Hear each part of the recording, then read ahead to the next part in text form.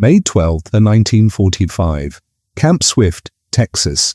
The air was so hot it seemed to shake above the sand, and the tin roofs flashed like knives in the sun. A line of captured German women stood silent in the dust, while a young American medic walked past them with a clipboard, bored, just ticking boxes, height, weight, scars. Then he touched one woman's shoulder gently, and she flinched like he had pressed a brand of fire into her skin. Her voice was calm, but her words were not. It burns when you touch it. Under that scar was a secret she had carried across a continent and an ocean, a hidden piece of war that would shock the US soldier who found it and destroy everything they both thought they knew about the enemy. If you want more true World War II stories told like a movie, please subscribe, like this video, and stay with me to hear the full story of the German woman POW, the hidden injury, and the touch that changed both their lives. Germany, early 1945. The Third Reich was falling apart. Town after town shook with artillery. Roads were full of soldiers and civilians moving west, trying to escape the front. In a small village near the Ludendorff Bridge at Remagen, a 23-year-old German woman named Marguerite Hoffmann worked in a signals unit. She was a chemist's daughter from Heidelberg, trained to handle radio messages, not weapons. Her work was supposed to be safe, behind the lines. That was the lie. One cold day in January, American guns began to fire on the area. The air shook with the deep thump of shells. Windows rattled. Dust fell from rafters. Marguerite and other staff ran for a cellar. She felt a hard blow across her back, like someone had hit her with a hot hammer. She stumbled but did not fall. She did not know it yet, but a small fragment from an 88mm shell had punched into her right shoulder blade and stopped near her ribs. Her uniform smoldered. The air smelled of smoke, lime dust, and burned cloth. Later, she would say, "At first, I thought it was only a bruise. Only when I lay down at night, it burned." In the chaos of retreat, there was no time for careful treatment. Field hospitals were overflowing. Infections spread easily where bandages and medicine were short.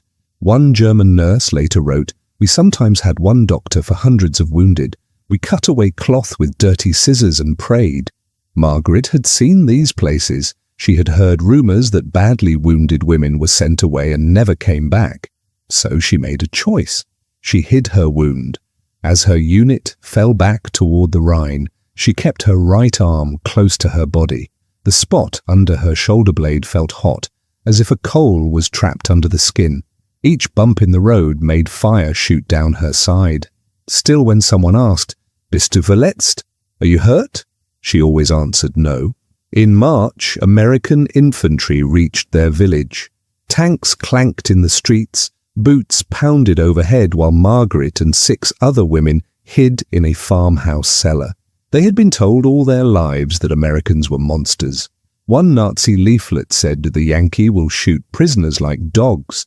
A captured clerk later recalled, "We expected to be lined up and killed. Instead, when they came up with their hands raised, the Americans looked almost uncomfortable. One soldier offered water, another asked, in broken German, if anyone was wounded. Margaret shook her head. She remembered, "They said the injured would be taken away to other places. I did not want to vanish." The paradox was sharp. She trusted enemy horror stories more than the man holding out a canteen. From that point, her world turned into numbers and lists. The women were sent to a temporary camp, then another. Names were recorded, heights and weights written down. Photographs were taken. They were sorted by jobs, nurses, clerks, farm workers, like items on a shelf. By 1945, around 425,000 German prisoners of war would be shipped to camps in the United States. To move them, the Allies used trains, then Liberty ships. Each Liberty ship could carry more than 2,000 troops or prisoners across the Atlantic at once. Margaret and 14 other women were loaded into a cattle car, straw on the floor, a bucket in the corner. Through the wooden slats, they saw Germany slide away, then France, then the ports. At the harbour, the The smell of tar, salt, and diesel filled the air. Chains rattled as cranes lifted crates and vehicles. When the prisoners were marched up the gangplank, some stared at the grey hull of the ship and thought they might never see land again. One POW later wrote, "We did not know if we were going to work or to disappear." The crossing took nearly 2 weeks. The sea was rough. Many were seasick. The holds smelled of vomit, sweat, and fuel oil. Margaret lay on her bunk, cradling her right arm. The skin over the fragment was red and tight. At night, the pain woke her like a burn. She pressed her hand against it and felt heat. Still she stayed silent. When the ship reached New York, the prisoners caught glimpses of the harbour through small openings, tugs hooting, gulls crying, the distant shape of tall buildings. Some saw the Statue of Liberty and laughed bitterly. Freedom, for them, meant barbed wire. Soon they were moved again, into trains heading inland. Guards tried to explain in simple words. Many of the prisoners heard one name repeated, Texas. They had seen pictures of cowboys and deserts in magazines, but nothing more. To them, Texas was as strange as the moon. By that summer, tens of thousands of German POWs would be scattered across camps in that state, working on farms and roads that were not their own. As Margaret's train rolled south, the air grew warmer. Dust came in through the cracks. Her shoulder throbbed with each mile. She pressed it harder against the wooden wall, trying to hide the way she winced. Somewhere ahead waited a camp called Swift and a young American medic who would not accept her quiet lie. Camp Swift lay on flat land about 20 miles east of Austin, low scrub trees, red dirt, and long rows of white barracks stretched under a hard blue sky. In summer, the heat pressed down like a hand. Dust got into everything: boots, beds, food. By mid-1945, Texas held about 80,000 German prisoners across more than 70 camps, and Camp Swift alone could hold more than 10,000 soldiers and POWs at one time. In the mornings, the camp woke to the clang of the mess bell and the smell of coffee and bacon fat drifting from the kitchens. On the American side of the wire, men complained about paperwork and drills. On the German side, many prisoners were surprised to find 3 hot meals a day and real mattresses. One POW later said, "We ate better there than in the last winter at home. It was confusing." Corporal Thomas Reed felt confused in another way. He was 26, from Chicago, the son of a pharmacist. He had trained for combat, learned how to fire a rifle, how to move under machine gun fire. Then a training accident shattered his leg. Now a steel rod held the bone together. Instead of Europe, he got sent to Camp Swift to work in medical administration. His days were mostly forms and numbers, height, weight, scars, vaccinations. He checked German men who went to road crews, sawmill details, cotton fields. The paradox stung him. He had prepared to fight Germans with a gun, and now he handed them soap and recorded their blood pressure. The arrival of women changed the pattern. One hot May afternoon, 2 trucks rolled up with 15 German women in faded grey uniforms. Dust swirled around their boots as they climbed down. They stood straight, eyes forward, faces closed. Female U.S. Army personnel, WWIIs, took charge of them, separate from the men. The women were sent to their own fenced area, their own barracks, their own work in laundry and kitchens. Word spread quickly through the camp. "Frauen, women prisoners," some guards said with surprise. Most POWs were young men. Whole groups of women were rare. Reed watched from the doorway of the medical hut as the new arrivals passed. One of them, slim, with hair tied back and a tired face, held her right arm close to her side. Even in the heat, she seemed to shiver when the truck jolted. The next morning, Reed was told to perform medical checks on the new group. The exam room was a converted barracks, bare floorboards, a few chairs, a metal table, a cabinet of supplies that smelled faintly of alcohol and carbolic. A fan turned slowly overhead, pushing warm air around. Outside, boots thumped, and someone shouted orders in English. The women came in one by one. A WAC stood near the door, arms folded, watching. Reed worked through the first few quickly. Names, ages, lungs listened to through a cold stethoscope, backs checked for scars or rashes. His pen scratched across the forms. Most women were thin but healthy enough. The woman with the guarded arm was seventh in line. When her turn came, she stepped forward quietly. Up close, Reed saw she was younger than he first thought. Early 20s, lines of dry dust on her cheeks. Her grey jacket hung unevenly. The right sleeve hardly moved. "Name?" he asked. "Margaret Hoffman," she answered in careful English. He raised his eyebrows. "You speak English well." "I learned in school. My father is a chemist in Heidelberg," she said, then fell silent. "Any illness? Any wounds or pain?" Reed asked, the usual question. She paused just a second too long, then shook her head. "No, I am well." Reed frowned slightly.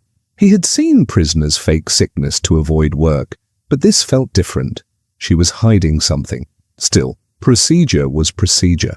"Please take off your jacket," he said. She unbuttoned it with her left hand only.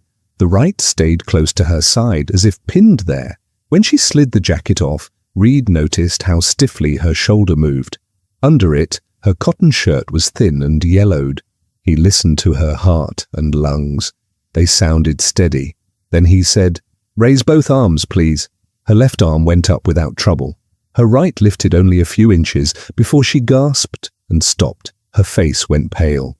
Muscles in her jaw tightened as she clenched her teeth. Reed saw the skin over her shoulder twitch under the cloth, like something was pulling from inside. "You are hurt," he said softly. "It is nothing," she whispered. "It will pass." He reached out and placed his fingers lightly on the back of her shoulder, through the shirt. At that small touch, she flinched as if burned. Heat came through the fabric, hotter than the air in the room. She sucked in a sharp breath and closed her eyes. Near the door, the WWII supervisor shifted impatiently. "Corporal, we need to finish this group," she reminded him. Reed let his hand drop, but his mind was now fixed on this puzzle. The camp rulebook said to note injuries and send serious cases to higher care. The prisoner rulebook, unwritten but strong, told Margaret to stay silent. She stood there, breathing carefully, her right arm back against her chest. "I can't help you if you don't tell me the truth," Reed said quietly. Her eyes met his for a brief moment. There was fear there, but also something like refusal. "Please," she said, "no hospital, no separation." He finished the form with neutral words, but he did not forget her face or the strange heat under his fingers. Later that day, a German prisoner who spoke good English told him, "You must understand, Corporal. We were told your kindness is the first trick. If we accept it, we begin to doubt everything." That evening, Reed looked again at Margaret's file. Age 23. Captured near Remagen. Occupation. Communications. All facts, no feeling. The paper did not mention the way she had trembled when he touched her shoulder. The next time he spoke with her, with another woman acting as translator, Marguerite finally gave him a few more words about the hidden wound. "It burns," she said, her voice low. "It burns when you touch it." But to find out why, he would have to win something rare in a prison camp. Her trust. Reed could not stop thinking about the heat he had felt under Marguerite's shirt. The next day, he went to his commanding officer and asked for permission to do a closer exam in private. The officer frowned at the extra work, but agreed as long as a WWII stayed in the room and rules were followed. That evening, Margaret was brought to the small medical office. It smelled of rubbing alcohol and old wood. A single bulb buzzed overhead. The WS sergeant stood by the door, arms crossed. Reed spoke gently, using slow English and simple words. "I need to see your shoulder," he said. "The real problem." She hesitated, then nodded once. With her left hand, she unbuttoned her thin shirt and let it slide down to her waist. The skin of her right shoulder blade was a map of old damage, shiny, twisted scar tissue in the center, red at the edges where infection still fought. When Reed's fingertips moved lightly over it, he felt something hard under the skin, like a small stone. Heat came off the spot, warmer than the rest of her back. "How long?" he asked. "Since January," she answered quietly. He did the math. 4 months with a metal fragment near bone. 4 months of the body trying to fight it with no real medicine. He knew what that could mean. Bone infection, blood poisoning, slow death. In one US Army medical report from 1944, doctors wrote that untreated deep wounds could kill more men than bullets did on the day of battle. Reed straightened up. "This must come out," he said. "Soon. It's dangerous." Marguerite pulled her shirt back up, moving carefully. "No hospital," she said at once. "No operation." "Why?" he asked. "In Germany," she said, searching for words. "The badly hurt were sent away. We did not see them again. In the field stations I heard men scream all night. No medicine, no clean tools. I would rather stay here." Later, she told another woman in German, "Better to die quietly among people you know than on a table among strangers." It was not logic in a book. It was logic built from what she had seen and heard. Reed argued as best he could. He explained that in America there were trained surgeons, clean rooms, and drugs that killed germs. By 1945, the United States was producing hundreds of millions of units of penicillin and millions of tablets of sulfur drugs every month. Frontline hospitals were far better supplied than anything the German army could manage at the end of the war. But to Marguerite, these were just words from an enemy uniform. For 3 days, he tried. He spoke to her after work details beside the laundry steam that filled the air. Always the same answer. No hospital. Other women began to notice. One evening, as the sun went down and the camp cooled a little, an older prisoner came to find him near the mess hall. Her name was Gertrude. She had worked as a translator before the war and spoke clear English. "She is afraid you will hurt her," Gertrude said simply. "Not because you are cruel, because you do not know her. She has seen men cut open with little morphine. She thinks it is better to let the wound decide than the surgeon." Reed listened, then said, "Please tell her this. I give my word, we will not let her suffer. We have the best drugs here, real medicine, not what she knew near the front." Gertrude studied his face for a long second, as if weighing his honesty. "Words are easy," she said. "She will need more than that." That night, Reed had an idea. The next morning, he signed out the key to the dispensary cabinet. The small room was cool and dim, lined with shelves. Glass bottles and metal trays shone softly. The smell of antiseptic was strong, sharp in the nose. He brought Marguerite there, with a guard watching from the doorway. He opened the cabinet and showed her what was inside. Rows of clear glass ampules filled with morphine, white tins of sulfur powder, rolls of sterile bandages, stainless steel instruments wrapped in clean cloth. He let her hold a bottle, feel its weight in her hand, read the English labels slowly. "This is what we use," he said. "This is not a frontline tent. This is Texas. We have enough here." For a long moment she said nothing. The light caught the glass in her fingers. She had been told that Americans were savages, that prisoners would be starved, beaten, left to rot. Instead, she was holding more medicine than most German units had seen in months. This wasn't propaganda, it was reality, sitting cold and solid in her hand. "You promise?" she whispered at last. "You promise I will not wake up in screaming pain?" "I promise," Reed answered. "We will make you sleep. We will take the metal out. Then you can heal." She looked at him, then at the cabinet again. Something in her eyes changed.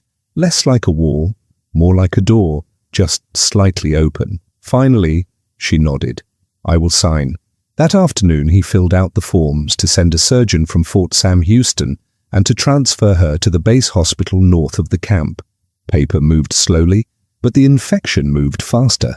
Within days, approval came. The next step would take her out of the wire into a place where knives and lights and foreign hands could either kill her or save her. The army truck rattled along the road north from Camp Swift. Dust rose behind it in a long brown tail. Inside, Margaret sat on a bench, her right arm in a makeshift sling, a guard across from her, and Reed beside her.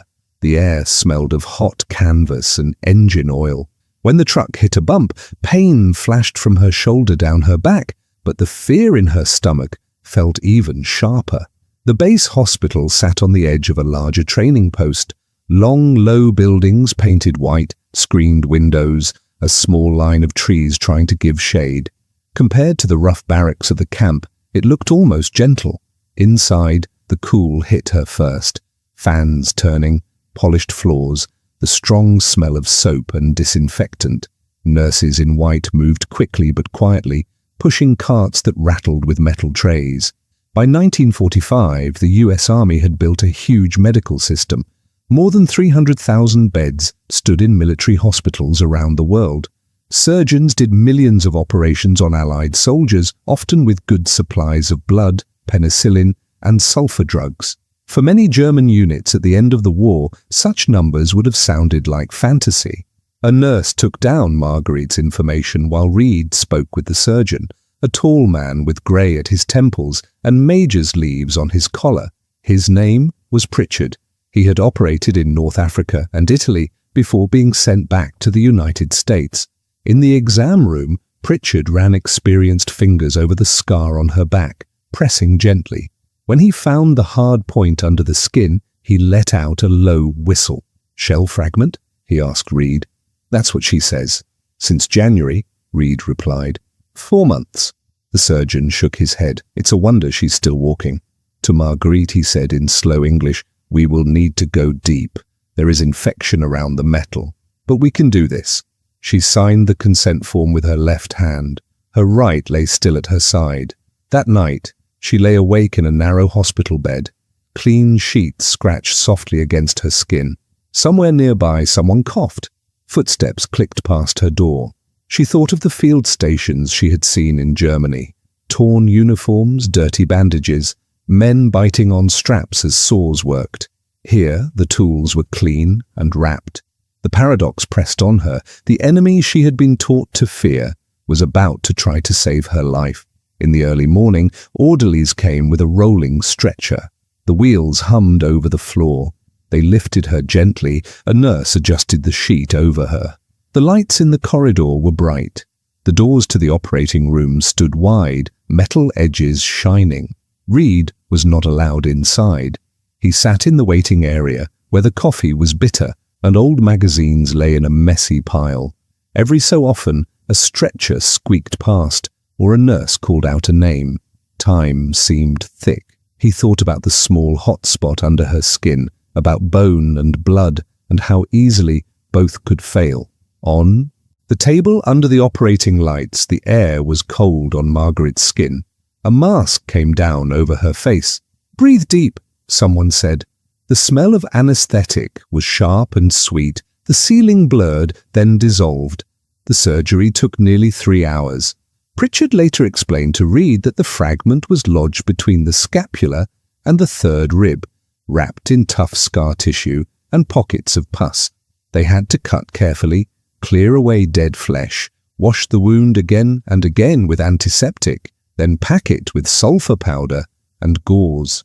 "Another month," he said, "and the infection might have reached the bone." After that, he let the sentence fade. When he came out, still in his green gown, he held a small glass vial. Inside, floating in clear fluid, lay a twisted piece of dark metal about the size of a fingernail. "German 88mm most likely," he said. "Quite a traveller." Reed took the vial. It felt heavier than it looked. He held it up and watched the metal glint. That tiny shard had crossed a village, a country, an ocean, and now sat trapped in 3 inches of glass. Such a small thing, he thought, for so much pain. When Margaret woke later, her shoulder felt thick and dull, wrapped in tight bandages. There was pain, but it was different, deep and sore, not the sharp burning that had haunted her for months. A nurse checked her pulse, then smiled. "It went well," she said. "The metal is out." "They showed me," Margaret told Reed when he visited that afternoon. Her voice was soft, a little blurred with morphine. "They let me hold it. 4 months it tried to kill me, and now it sits in a bottle." Over the next 2 weeks, she stayed in the hospital. Nurses changed her dressings every day. The wound oozed less each time. Antibiotics did the work her body alone could not have done.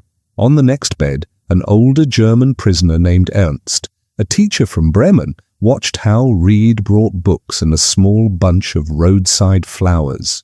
"He is kind to you," Ernst said in German one day, unusual for a guard. "He is a medic," she answered. "He sees a patient, not just a prisoner." Ernst stared at the ceiling. "What did we become?" he murmured, "that such simple kindness can surprise us so much?" Outside the screened windows, Texas sun baked the training grounds. Trucks moved, new soldiers drilled. The war in Europe was ending, but the story in this ward was different. An American saving a German, and a German learning that not all she had been told was true. Soon, the bandages would grow lighter, the stitches would hold, and the hospital would send her back to Camp Swift, to work, to heat, and to a different kind of harvest under the wide sky. When Marguerite returned to Camp Swift in early summer, the air felt like a wall. The hospital's cool halls were gone. In their place were long days of dry heat, buzzing insects and dust. Her right arm rested in a proper sling now. Under the bandages, the wound pulled and itched, but the burning coal of pain was gone. The other women noticed a change before she spoke of it. She smiled more. She joined small jokes in German. Sometimes, while folding laundry in the steamy washhouse, she hummed old songs from before the war. One of them later said, "It was as if a weight had been cut out of her body and her mind at the same time." Reed saw the difference too. At each checkup, he watched her raise her arm a little higher. The scar was ugly, but clean. No more heat, no angry red edge. He marked her progress on simple charts.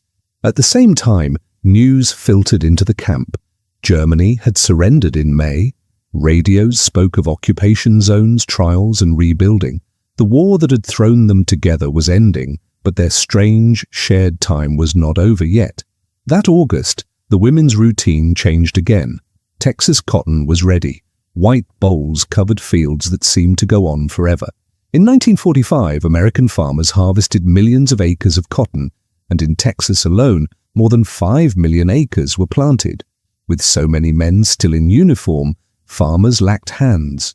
Prisoners filled the gap. Buses and trucks carried German POWs from the camp to the fields at dawn. Men and women together, watched by a few guards with rifles slung over their shoulders, climbed down into the dust.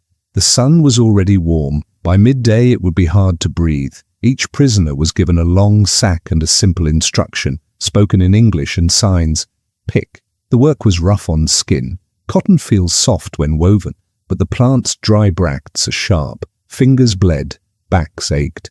The air smelled of soil and sweat, and the faint green scent of crushed leaves. Guards walked the rows, calling out for water breaks. From time to time, a truck came with barrels of cold water and tin cups. For many prisoners, it was the hardest labor they had done in months, but also the most familiar. One recalled, "We were back in fields like at home, only the sky was different." Margaret's shoulder complained at first. Every reach pulled at the healing muscles. She worked slowly, using her left hand more, testing how far she could stretch the right. Reed came out sometimes with the camp doctor, checking for heat stress. He would stop by her row asking, "How is the arm?" She would answer, "Better." And this time it was true. The paradox in those fields was sharp. These people had once worn enemy uniforms. Some had helped send shells across rivers and bombs across cities. Now they bent over American soil, helping bring in a crop that would clothe the country that had beaten them. Around 100,000 German POWs across the United States worked in agriculture that year, picking fruit, cutting timber, and, like here, picking cotton. This was not propaganda, it was everyday life, born from need on both sides. Yet the guards no longer looked like the monsters from Nazi posters. They joked, passed water, warned prisoners not to work too fast in the heat. At night, back behind the wire, Marguerite wrote to her father in Heidelberg. She told him about the fields, the sun, the strange kindness she had found. "We are still prisoners," she wrote, "but we are not treated as animals. It is confusing to remember what we were told about these people." Reed also wrote home to his family in Chicago. In one letter, he described a young German woman who carried a piece of our artillery in her shoulder across an ocean. He admitted that helping her had changed something in him. "I was trained to break bodies," he wrote, "but here I stitch, record, and reassure. The enemy has faces and names. That is harder to live with, but perhaps better." As the cotton harvest ended and cooler air came at last, orders began to shift. Some POWs were told they would soon go home, others would stay longer to help with more work or with rebuilding projects. Reed received his own news. He would be discharged in a few months and return to Chicago to work in civilian life again. One evening, as they watched another Texas sunset smear orange and purple across the sky, he told Margaret he was leaving. She listened quietly, then said, "You will go home. I will go home. But we will not be the same as when we left." She touched her shoulder lightly. "I will always carry this scar, and also what happened here." The fields were bare now, the cotton gone. Soon the trains would return, this time heading east instead of west, and the question would be what, if anything, each of them would carry from Texas back into the broken world beyond the wire. In February 1946, winter air lay cold and thin over Camp Swift. Orders had come. A transport of prisoners would leave for the journey back to Europe. Around 300 Germans from the camp were on the list. Margaret's name was among them. On her last morning, the women lined up with small bundles, some clothes, a few letters, maybe a Bible or a photograph. The mess hall smelled of oatmeal and coffee. Trucks waited by the gate, engines ticking. The camp that had been their strange home for months was already turning back into just another army post. Reed met her near the infirmary. He held something in his hand, a small glass vial. Inside floated the twisted metal he had first seen under an operating room light. "The surgeon kept this on a shelf," he said. "I thought you should have it." She turned the vial between her fingers. The glass felt cool. The metal chip was dark and ugly but clean. "What will I do with such a thing?" she asked. "Whatever you like," he answered. "Keep it. Throw it away. Hide it. It is your story now." She slipped it into her bag, next to her papers. "I will keep it on my desk one day," she said quietly, "to remember that an enemy's knife saved me from my own army's shell." They shook hands. It was a brief, proper gesture, watched by a whack nearby, but both of them felt the weight of it. Then she climbed into the truck with the others. The engine roared. Dust rose. The camp shrank behind them. The journey home reversed the one she had made before. Trucks to trains, trains to a ship, the smell of coal smoke and salt air, the long grey ocean. By late 1946, most of the roughly 370,000 German POWs held in the United States would be sent back across the Atlantic. They had come as conquerors expecting to rule Europe for 1,000 years. They left as students who had seen a different kind of power, full shelves, working lights, and hospitals that healed even the enemy. Back in Heidelberg, Marguerite found a wounded city. Bridges were down, walls were blackened, but the university was rebuilding. Her father, still alive, worked with American occupation officials to reopen the chemistry department. With help from new programs and old contacts, she returned to her studies. In one later letter to Reed, she wrote, "It seemed right that I work on medicines. After all, I am only here because someone had enough medicine to spare some for a prisoner." By the early 1950s, West German factories were making millions of doses of antibiotics each year. New drugs that had first spread on Allied ships and in field hospitals now flowed from German labs too. At one of those lab benches stood a woman with a white coat and a scar on her shoulder. On her desk sat a small glass vial with a dark chip of metal inside. In 1952, she sent Reed a photograph of herself outside a rebuilt university building, degree in hand. Her note was short.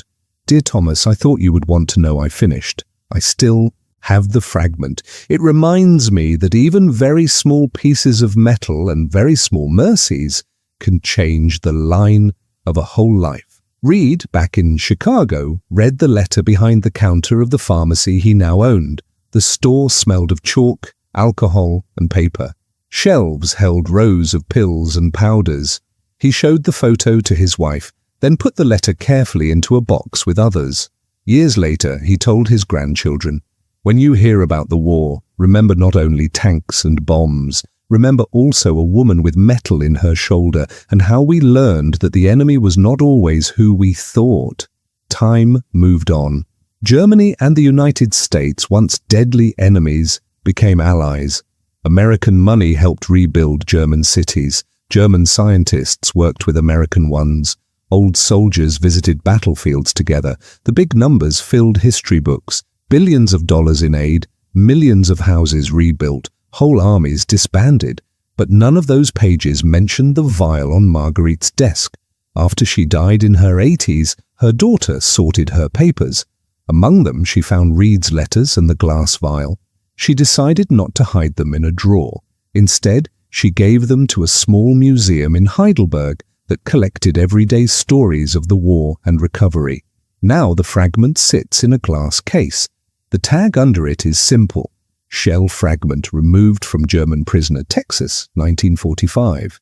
Visitors walk past on quiet feet. Many do not stop. They are drawn to bigger displays, maps, uniforms, photographs of ruined streets. But some pause, they lean close. They imagine the heat under the skin, the long train rides, the bright light of the operating room, the American hand offering help. A guide tells them the short version of the story: a young woman, a hidden wound, an American medic, and a choice to trust that went against everything both had been taught. Some visitors nod and move on. Others stand a little longer, thinking about the strange truth that in a world of total war, a small act of mercy between enemies could last longer than flags or speeches. Their story never decided a battle or changed a border, but in the space between a captured German clerk and an injured American medic's son, hatred gave way to something else. This wasn't propaganda, it was reality, lived day by day in a hot Texas camp and remembered for a lifetime. The vial of metal is still there, catching the light. It shows that even when nations shout in slogans, individuals can choose to listen in a different way. In the years after the war, both countries like to tell clear stories: good versus evil, victory versus defeat, freedom versus tyranny. Those stories were not all lies, but they were not the whole truth either. The truth also lived in small, quiet places: in a camp clinic in Texas, in a hospital ward, in a glass vial on a desk in Heidelberg. Marguerite and Thomas never changed the course of armies, but they did something harder. They let reality break through the pictures in their heads. She learned that the monsters could also be nurses and medics. He learned that the enemy could be a tired young woman who simply wanted to live. In the end, the strongest weapon in that war was not metal at all, but the choice to see another person clearly.